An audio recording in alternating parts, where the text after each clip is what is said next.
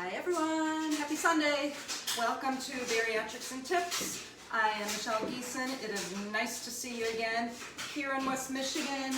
It's looking absolutely gorgeous, blue sky and sunshine, and that kind of makes everyone in a good mood. So hopefully you're in a good mood right here with me. We've got a lot of ground to cover today because we've got a lot of veggies to cover today. So thanks for being here. I look forward to this day quite a bit. I love meal prepping for it because I can revolve all of my meals for the week around what I do here. So it's really good and it has helped my family a lot. So thank you. Hi Cindy, good to see you.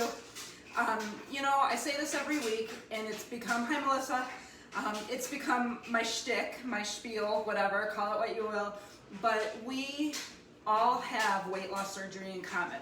We have either had it already or we're gearing up to have it, and that makes us kindred spirits. You know, just because we're given this tool doesn't mean that we have to feel any less of a person or feel deprived that we are not eating what we used to eat or what we want to eat. You know, we have to come to grips with the fact that food is a part of our daily lives regardless of whether we want it to be. It's something that we need to live. We need to eat and we need to nourish our bodies, and I'm hopefully going to be able to give you some really good food for thought today, because no one should have to walk the face of this earth after bariatric surgery feeling deprived. So I want you to remove the word deprived from your vocabulary, because you should never have to feel like that. There are ways for us to be able to eat well and be happy and get joy from food. Not like we used to, but we still need to be able to be happy in this act, because food is part of every social realm imaginable. We have potlucks at work and we get together with family and friends, and there's no reason why we should have to stop doing that. So, oh, hi Alexis. Oh, Cindy's daughter Alexis wants to say hi. Everybody say hi to Alexis at any rate. So again, remove the word deprived from your vocabulary, because there's no way I'm going to let you leave today feeling that way, okay? I've dedicated myself to living large, cooking small, finding flavor in everything that I've done, and I know that I'm worth it, and I know that you're worth it too. So that being said, we've got a lot of ground to cover. I want to first issue a statement and an apology. I want to get to the Sunday Spotlight, and I'm 99% sure that I had someone for Sunday Spotlight, and I'm so sorry that I can't find the Facebook message of who wanted to be in there. I've been scrambling to find it, and I'm so horribly sorry. That's so not like me to be that disorganized. I owe you a huge apology. If it was you that is supposed to have the Sunday Spotlight, we are gonna plan on doing, oh, Wendy, it's Wendy. Wendy, I thought that we were, I don't know what I thought. It is you, Wendy. Is it okay if we address it next week? Because I don't have anything ready. Is that gonna be okay, Wendy? Can you let me know? Yes, thank you. You are a very good sport, and I'm so sorry.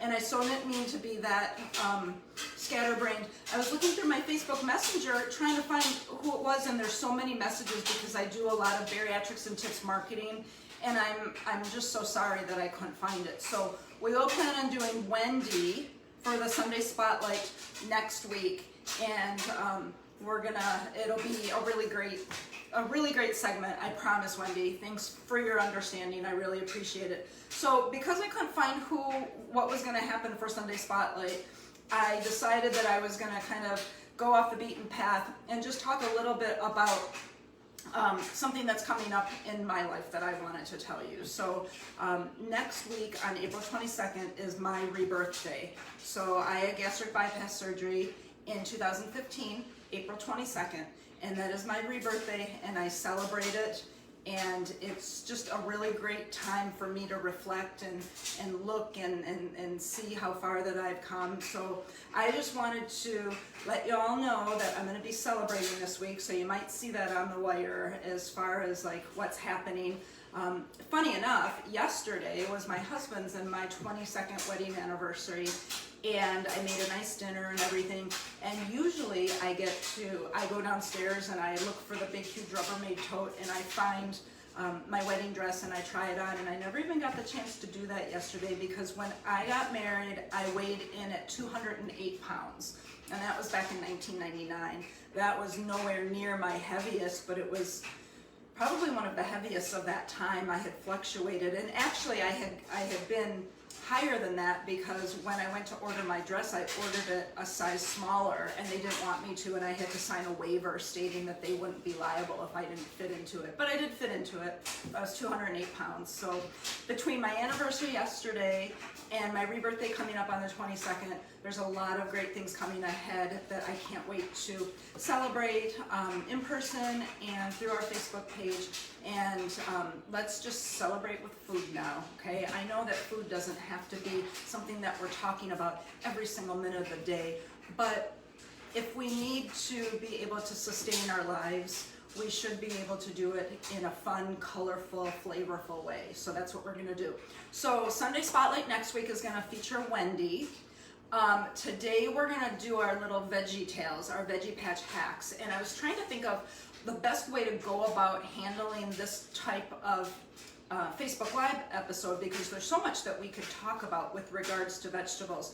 But I think what I'm really going to focus on is making sure that we all know how we can incorporate vegetables into our day and still be able to focus primarily on the protein needs that our surgeon and dietitian want us to. So not last week, but the week before, I went to my bariatric doctor to have a checkup because of the hernia surgery I had, as well as for my annual rebirthday check. And she killed two birds with one stone. She said I was doing great. I got a great report. It was wonderful.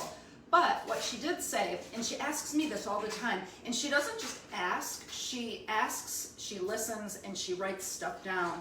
She wants to know, Michelle, tell me what you eat in a typical day. So I went through the whole spiel, and I told her honestly, because I've got nothing to hide, the mornings are usually, not all the time, but usually liquid based. I opt to have a protein shake for breakfast. I usually mix it with coffee and some sugar-free syrup. That is my choice because I'm not super hungry in the morning, but I know that I need protein and I know that I need fluids. So she said, okay, great. So what do you do for lunch? I said, for lunch, I usually do lots of veggies with protein, and then for dinner, I do lots of protein with veggies. She's like, that's a really good strategy. She says, what about during, do you snack between meals? And I said, sometimes. I mean, I'm only human. If I'm hungry, I'm going to eat. But usually, what I do between meals is I focus on my fluids. So that might be decaf iced tea, decaf coffee. If I'm feeling sluggish, it might be regular coffee. It might be coffee with a little bit of protein shake in there if I need, just a little something. But she thought it was really cool that I was doing like heavy on the vegetables in the afternoon and heaviest on the protein in the evening. And so she said it was a really good strategy for me. Now again, this is what works for me. This may not work for you. You just take little bits and pieces of what everyone says, myself included, and if you don't need any of it, don't. But if you have any concerns or if something alarms you, that's when you have to make sure that you get your dietitian and your surgeon involved, because the last thing that I would want anyone to do is do something that doesn't fit for their particular journey. So this is what works for me. Veggies work for me. They make me happy. I was thinking today when I was grocery shopping and getting ready for this whole segment, I love going to Meijer, and all my friends and family that know me know that Meijer is kind of like my Disney World. That's my grocery store if you're not local and don't know the name. But I love going to the grocery store, and I spend a lot of time in the produce section. just because I like to look and see and learn about new things, and if I see something new, I'll take out my phone and I'll Google it. And so that's how I learn a lot about these vegetables, and the fun facts and the tricks and tips that you see posted are from me just looking at things and taking things in and doing research. So, but I realized how happy the produce section makes me, and it makes me that way because it's so colorful. It doesn't matter what season it is, it's full of color. I mean, the spring and the summer are a little bit more, but it's just such a great thing for me, and I love knowing that I'm going to be nourishing my body with all that colorful stuff. It's just so great. So we're gonna do these veggie patch hacks. I've got 3 dishes for you. They're already made. They're amazing, and they're already made because I'm just gonna talk about the ingredients and how we can incorporate this, and then I will make sure that these recipes are out to you on our Facebook group page. They will run at 3 o'clock, 4 o'clock, and 5 o'clock. The 3 o'clock post is the cauliflower mac and cheese. The 4 o'clock is, I don't know, I think it's the Asian Brussels sprout slaw, and then the 5 o'clock is the Thai lettuce wraps. It could be reversed, but either way you'll get all 3, I promise. And while we're talking about this, I'm also going to introduce some gadgets that I find very helpful when it comes to vegetables. And then the other thing that I want to talk about is calorie density. I know that we touched upon this in weeks of past, both online, through Facebook Live, and as well as through tips and tricks on our page. But calorie density it's really the measure of the calories per the weight of food. Because as we all know, let's start with the basics. A pound of fat and a pound of muscle. Which one's heavier? They're both the same because a pound is a pound. So you've got a pound of fat and you've got a pound of muscle. Well, muscle takes up less space than fat. So a pound of fat might look like this big huge blob, and you often see it in your bariatric office. They have like this big huge fake glob of fat sitting on the counter when I go in for my checkups. And then they have like a thing of muscle too. And the muscle and the fat weigh the same amount, but they take up less space. And that's the main difference. So whenever you hear someone tell you that muscle weighs more than fat, try not to laugh in their face. It's one of my biggest pet peeves. But that's kind of the basis that we're dealing with here. If you look at 150 calories worth of potato chips versus 150 calories worth of green grapes, you're going to have a far different number, and a far different visual too. I'm looking at my handy dandy cheat sheet, and you know that says here that vegetables, calories per pound are about 60 to 95 calories per pound. But then you have, let's say, cereal. Cereal is about 1,500 calories per pound. So 1,500 calories per pound versus 60 calories per pound for a vegetable. Do you see where I'm going here? So the more vegetables you eat, you're gonna have a lot more vegetables, a lot more bang for your buck, really, than if you were to eat a package of crackers. So I just wanted to talk about that real quick, and how calorie density in vegetables can really help you throughout your day. Because ideally, even when I was on Weight Watchers 3 million years ago, you know, the vegetables were all free. You could eat them till you were blue in the face. But the crackers you had to limit, and you really had to account for. And a lot of that has to do with the calorie density of the item. And then you get into carbs too. The more dense they are, I mean, if you're looking at crackers and cereals and stuff, you can definitely see that pattern.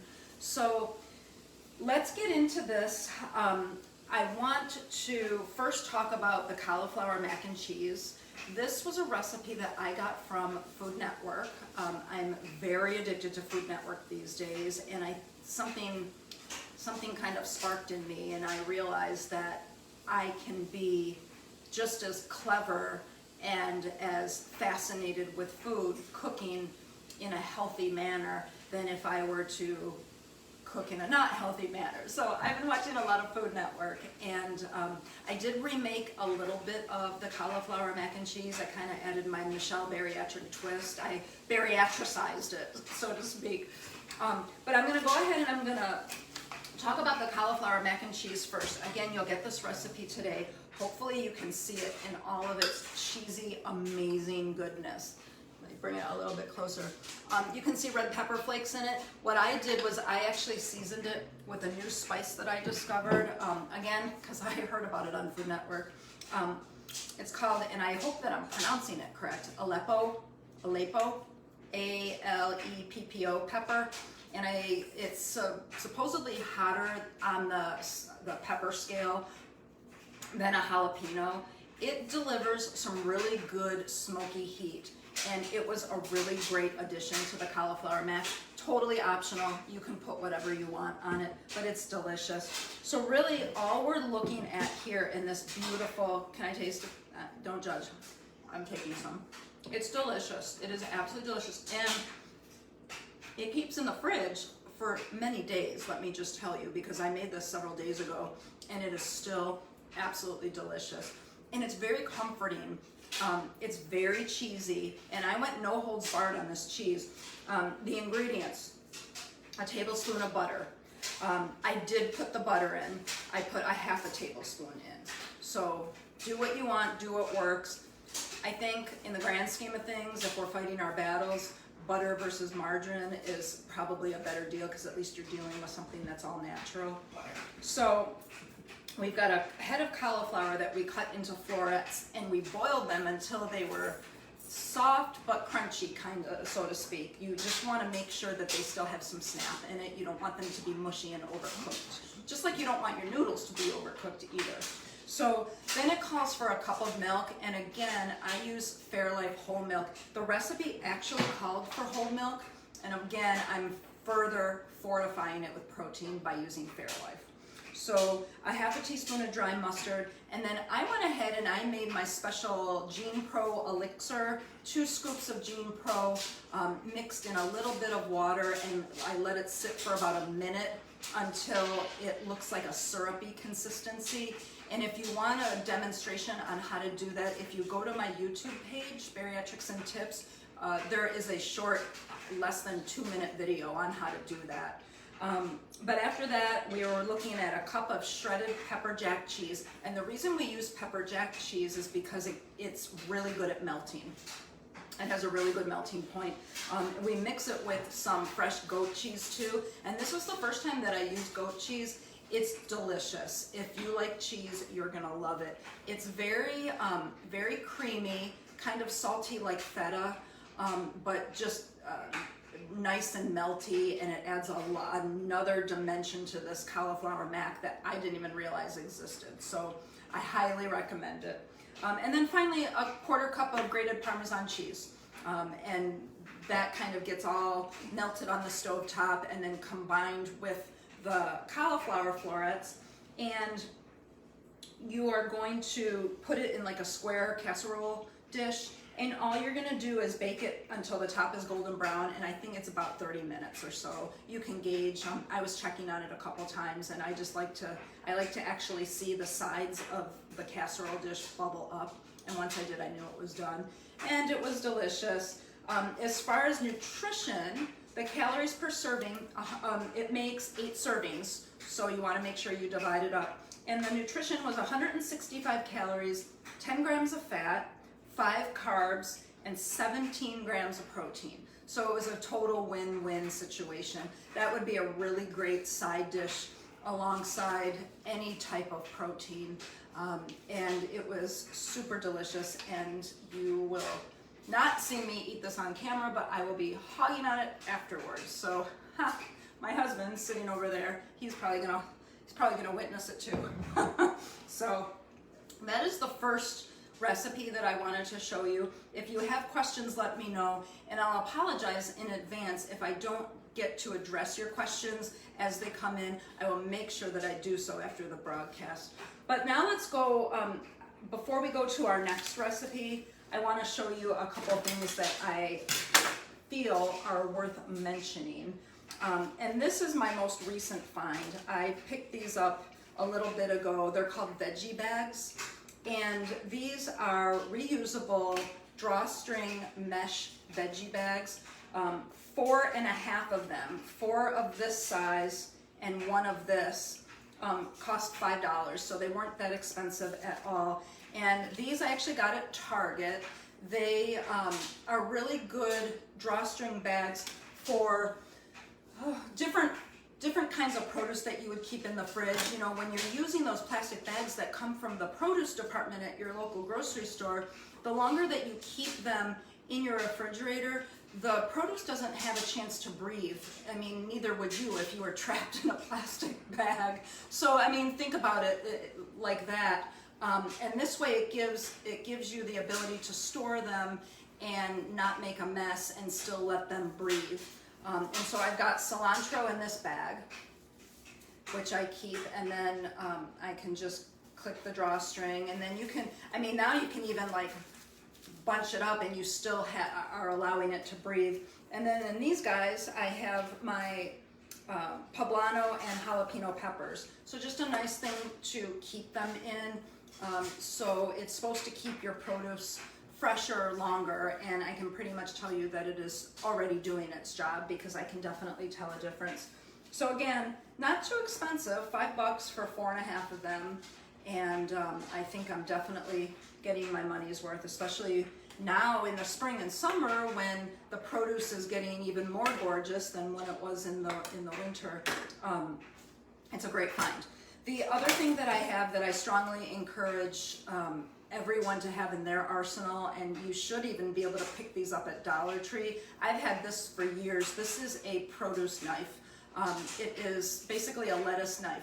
The thing that I have learned is that when you're cutting lettuce, you don't want to cut it with any sort of metal or stainless steel blade, because that will turn the lettuce brown and have it wilt, and once it starts browning, you can't reverse the process. So I always cut my lettuce up using, and it does a nice job of shredding it too, but you can actually cut a head of lettuce with this, and it cuts beautifully. So, and I also did it with cabbage today earlier for this demonstration.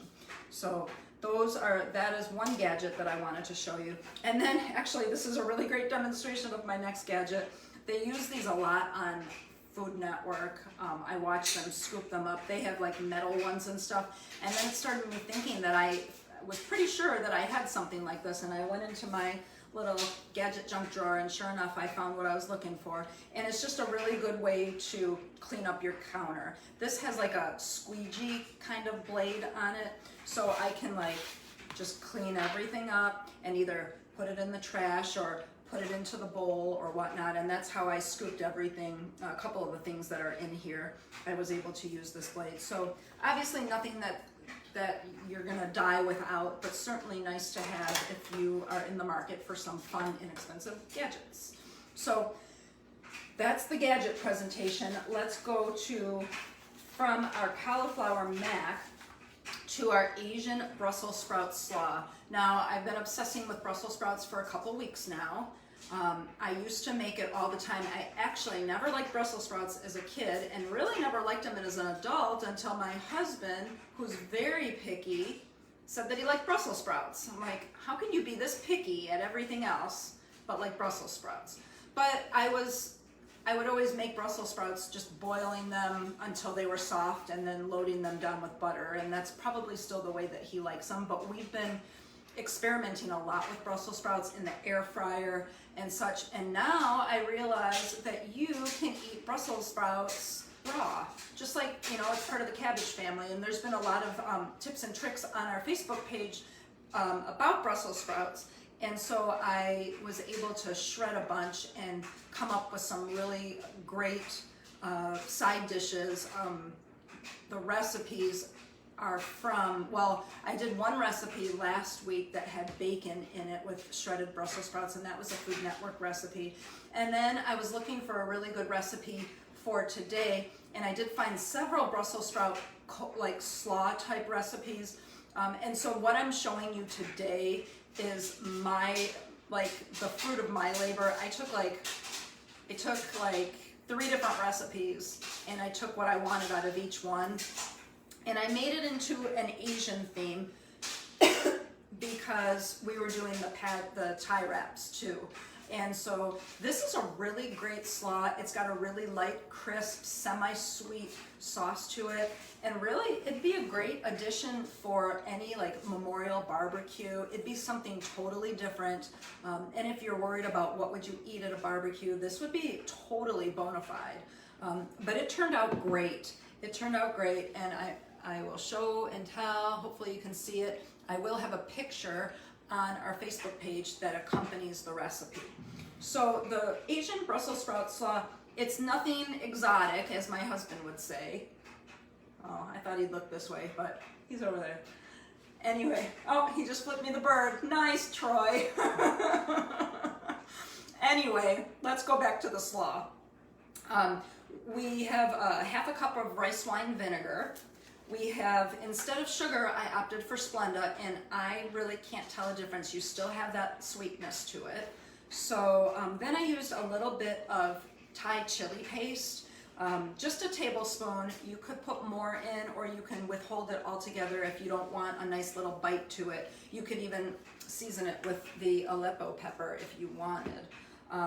Then shredded Brussels sprouts, 3 cups. Now you can use your favorite kitchen gadget. I have my favorite Pampered Chef gadget that I've been using, this Easy Prep mandolin that's just psycho fun.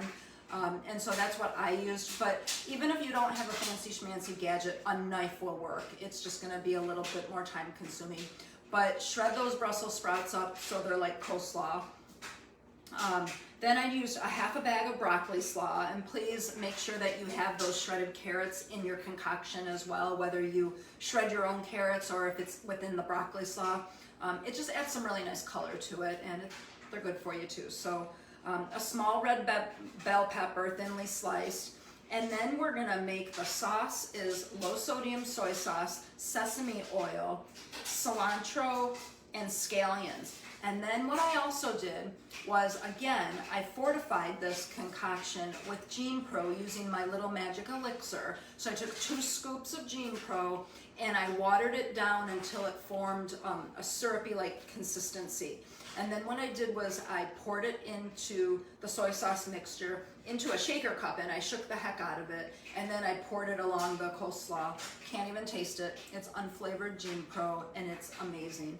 And this coleslaw, I shouldn't call it coleslaw, slaw, is really quite delicious. It's colorful, it's got the bell peppers. I probably could have put a little bit more cabbage in it to get a nicer color. And now the dog's down here, he wants some too. You seriously want some? I'll deal with you later. But it's super good. It has a little bit of a nutty flavor, that Asian, taste to it. Super good, and I can't wait to eat that too. So it's wonderful. I am gonna take this 1 pepper and give it to the dog because he likes bell peppers. Now go, Lego. All right, so again, you'll have this recipe for later. I really wanted to spend a lot of time on the Thai lettuce wraps. They are right here. Hopefully you can see this huge spread that I have. We are having this for dinner tonight. Did you hear me, Troy? All right. Thai lettuce wraps for dinner. So this was kind of like the maiden voyage. So this is a Food Network recipe that I kind of added stuff to.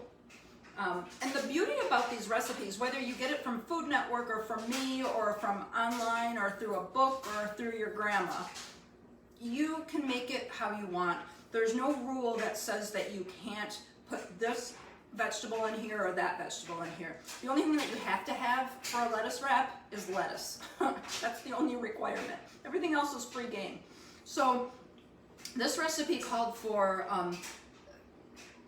I think a little bit less than what I actually have here. So it called for butter lettuce, first of all, the really leafy stuff. But at the store, all I could see, it was called Boston lettuce. So I'm thinking that they're very similar. But really what you want is you want to have something that's pretty leafy. And you could probably get heads of romaine as well, that would do the trick. So again, whatever lettuce that you want.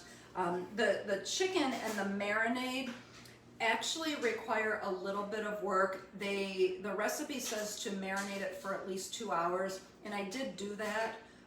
But again, do what works for you and your time budget. But the marinade is a mixture of 1/3 cup each of hoisin sauce and soy sauce, 2 tablespoons of grated ginger, and I did buy fresh ginger this week because, as you recall, in weeks of past I had a bariatric and tip about fresh ginger. The problem that I was having was that I was buying ginger and I wasn't using it fast enough and it was molding over.